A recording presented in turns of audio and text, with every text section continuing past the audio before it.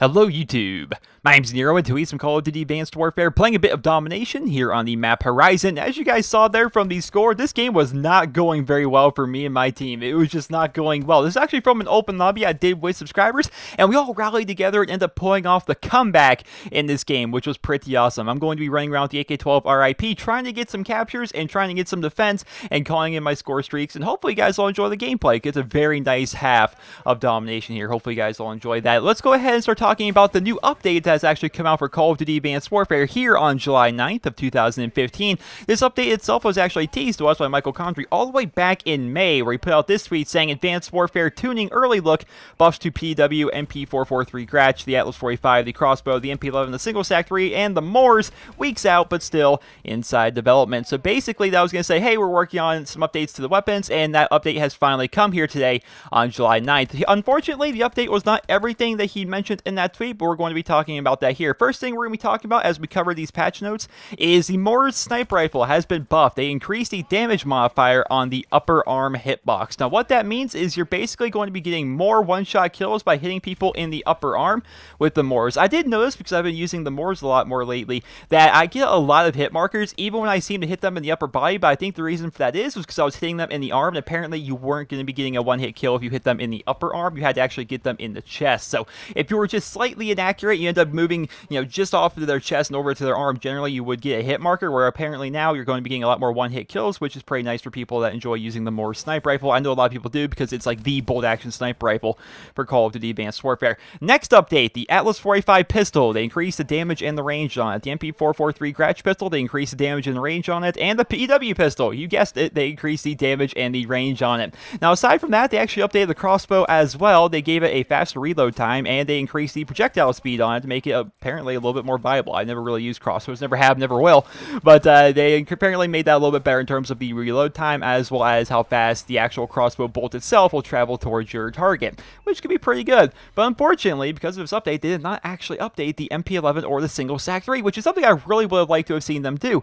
In my opinion, the MP11, which is my favorite weapon in Advanced Warfare, my most used weapon in Advanced Warfare, I love the gun itself. In my opinion, the MP11, outside of the Goliath variant, is pretty weak. I think all the other variants, they could really use a buff. The MP11 Goliath itself is fine, but the rest of the variants are all pretty weak. And the Single Sack 3s, the Sack 1.5s as some people call them, are all just reskins of different MP11 variants, if you guys were unaware of that. For example, the Sack 3 Royalty is actually just a reskin of the Goliath, and all of the other, like the Introvert and the Loner and all the other things that you can get for the Sack 3 singles, those are all just reskins of different MP11 variants, right? And so if the MP11 is a little bit underpowered, then the Sack 3 is also going to be a little bit underpowered because they're the exact same weapons, right? So I was hoping to see those weapons get updated, but apparently they've decided against that, at least for this update, which is kind of sad. I kind of wish they would update those, because I love using the MP11. I want more people to be able to use the MP11 that just don't have the Goliath. Right now, the MP11 Goliath is like the best variant of the MP11, but the rest of the MP11 variants are all pretty weak, and they could definitely use a bit of a buff, along with these Sack 1.5s. I definitely think they could all use a bit of a buff, but apparently they decided against it.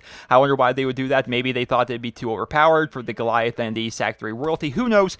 Who knows, but they did not actually update that. In terms of smaller updates, they fixed various issues where you could get out of the map and get these invincible spots while playing in Exo Zombies. I did notice that. I played a bit of Exo Zombies Carrier online, and this guy was in an invincibility spot like on top of a door. I'm like, oh, well, that just takes all the fun out of this, don't you think?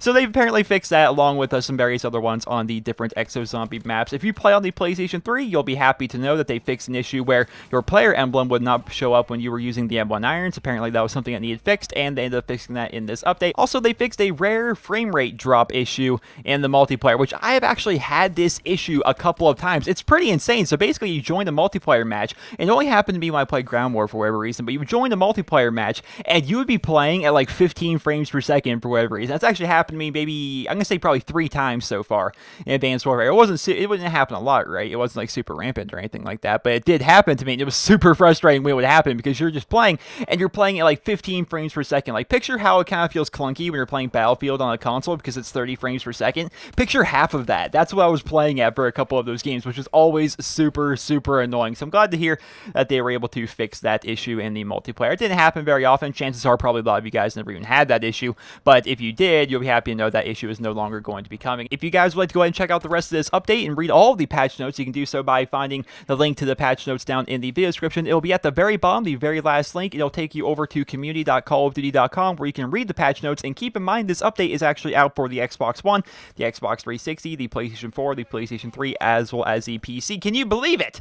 They actually put out an update that came out on all the game's platforms at the same time. It's pretty insane. Usually people that play on the 360 or the PlayStation 3 have to wait like well over a month before they actually end up getting their update, which has just always been kind of crappy if they end up doing that. It was always High Moon Studios, keep in mind, who is basically the off developer for Advanced Warfare that focuses on all of the ports to the 360 and the PlayStation 3. Well, apparently this update they end up getting over there on the exact same day as people on the Xbox One and the PlayStation 4, which of course is pretty nice. But granted, it wasn't a very big update. They buffed up a sniper rifle, they buffed 3 pistols, and they buffed a crossbow, and aside from that, it was like general connectivity optimizations and little tiny patches here or there like we usually see with most of the updates here in Advanced Warfare. But hopefully in the future we'll see an update that'll kind of resolve the issues with the MP11 and the SAC 1.5. I think that would definitely be pretty awesome. Well, ladies and gentlemen, that is going to be the end of this video covering this new update that has come to Call of Duty Advanced Warfare. Of course, let me know in the comment section below your opinion on this update and the weapon balancing changes that have come as a result of that. And ladies and gentlemen, that comeback ended up winning by 20 points. I thought that was pretty awesome. I hope you guys all enjoyed this video, and remember to leave a rating. Hope you guys all